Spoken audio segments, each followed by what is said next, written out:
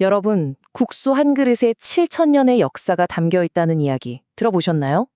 그런데 이 엄청난 이야기의 시장은요, 의외로 아주 소박하고 간절한 바람에서부터 출발합니다. 옛날 옛적 한국의 한 마을에 아이가 없는 노부부가 살았어요. 이분들의 소원은 딱 두 가지였습니다. 가족을 갖게 해달라는 것, 그리고 그 아이들이 크는 걸 볼 수 있게 오래오래 살게 해달라는 거였죠. 바로 이 지점에서 국수가 인간의 가장 근본적인 소망, 장수와 어떻게 연결되는지 그 실마리가 보이기 시작합니다. 그러던 어느 날, 할머니의 꿈에 신선이 나타나 이런 말을 남깁니다. 구병산의 이슬바위 샘물로 밀국수를 해먹으면 오래 살 것이다. 자, 이게 바로 오늘 우리가 파헤쳐볼 이야기의 핵심입니다. 국수가 단순한 음식이 아니라 장수의 약속이라는 강력한 상징이 되는 순간이죠. 그런데 말이죠, 이 장수의 약속이라는 국수의 상징, 대체 어디서부터 시작된 걸까요? 그 기원을 찾으려면요, 우린 무려 수천 년의 시간을 거슬러 아주 먼 곳으로 여행을 떠나야 합니다. 우리가 보통 국수하면 아시아를 떠올리잖아요. 그런데 놀랍게도 그 시작은 아시아가 아니에요. 바로 메소포타미아입니다. 인류 문명의 요람이라고 불리는 바로 그곳에서 국수의 장대한 역사가 첫 페이지를 열게 된 거죠. 자, 모든 건 메소포타미아의 비옥한 땅에서 시작됐습니다. 약 7,000년 전 인류가 처음으로 밀을 재배하기 시작했고요. 이 밀이라는 작물이 인류의 이동 경로를 따라서 점점 동쪽으로 퍼져나가기 시작한 겁니다. 밀이 동쪽으로 전파되는 데 정말 결정적인 역할을 한 게 바로 이 실크로드입니다. 다들 아시다시피 실크로드는 그냥 비단만 오고 가던 길이 아니었잖아요. 온갖 음식과 문화가 뒤섞이는 거대한 교류의 장이었던 거죠. 그렇게 아주 긴 여정 끝에 중국에 도착한 최초의 국수.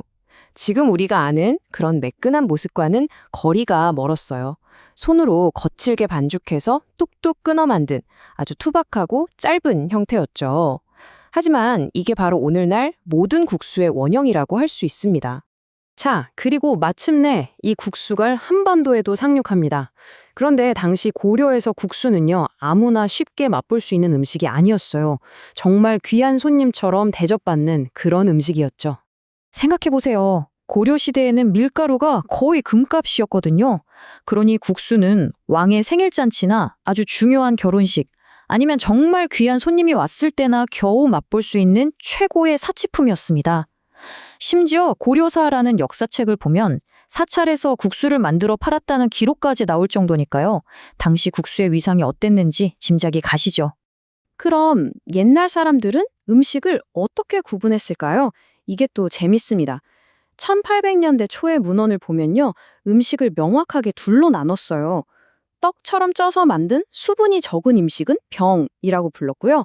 반대로 국수처럼 물에 푹 삶아서 촉촉하게 먹는 음식은 면이라고 딱 구분해서 불렀습니다. 이걸 보면 당시 요리 체계에서 국수가 어떤 독자적인 위치를 차지했는지 알 수 있죠. 이렇게 동아시아로 쫙 퍼져나간 국수는요, 각 지역의 문화와 만나면서 완전히 새로운 이름과 의미를 갖게 됩니다. 특히 한국, 중국, 그리고 일본 이 세 나라에서 국수는 각자 다른 길을 걸으면서 그들만의 독특한 정체성을 만들어 나가게 되죠. 여기서부터 아주 흥미로운 언어적 차이가 나타나기 시작합니다. 보세요. 똑같은 면이라는 한자를 쓰는데 중국에서는 이게 원재료, 즉 밀가루를 뜻하는 단어였어요. 그런데 한국으로 넘어오면서 이게 물에 삶아낸 완성된 요리 자체를 의미하게 된 거죠. 하나의 단어가 두 문화권에서 어떻게 다르게 자리를 잡았는지 보여주는 아주 상징적인 예입니다.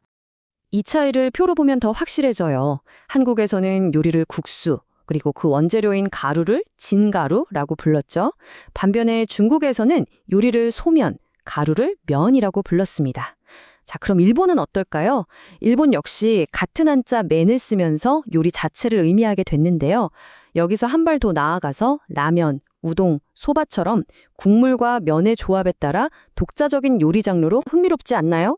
자, 메소포타미아의 밀밭에서 출발해서 실크로드를 건너고 고려의 궁중 잔치상에 오르기까지 우리는 지금 국수라는 음식을 통해서 인류 역사의 거대한 흐름을 한눈에 보고 있는 겁니다. 결국 우리가 오늘 마주하는 이 국수 한 그릇은요, 그냥 한 끼 식사가 아닌 거죠.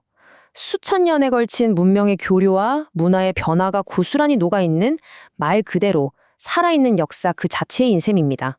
7,000년이라는 기나긴 시간을 여행해온 이 음식, 국수. 과연 그 다음 여정은 어디를 향하게 될까요? 여러분도 다음에 국수를 드실 때 이 그릇에 담긴 아주 기나긴 시간의 흐름을 한 번쯤 느껴보시는 건 어떨까요?